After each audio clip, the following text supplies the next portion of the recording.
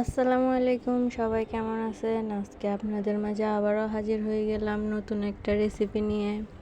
আজকে আপনাদের সাথে শেয়ার করব আলু দিয়ে গরুর মাংস রান্না।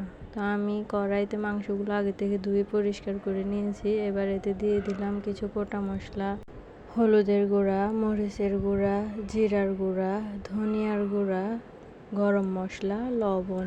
দিয়ে দিব আগে থেকে কেটে রাখা পেঁয়াজ, পরিমাণ মতো রান্নার তেল দিয়ে আমি কিছুক্ষণ আগে শুকনো মশলাগুলো মেখে নিব। তারপরে দিয়ে দিব বাটা মশলা, রসুন বাটা, আদা বাটা দিয়ে আরও কিছুক্ষণ মাখিয়ে নিব। তারপর চুলায় বসিয়ে দিব।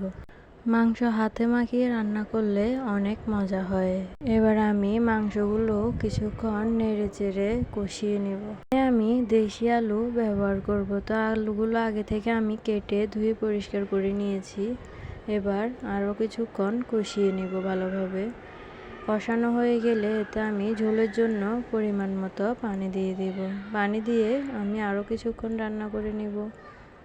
মাংসগুলো আমার রান্না করা হয়ে গেছে। দেখুন দেখতে কতটা লোভনীয় হয়েছে। বাসায় এভাবে একবার হলেও রান্না করে দেখবেন আর আমাকে কমেন্ট করে জানাবেন। ভিডিওটি ভালো লাগলে চ্যানেলটি সাবস্ক্রাইব করে পাশে থাকবেন। ধন্যবাদ সবাইকে।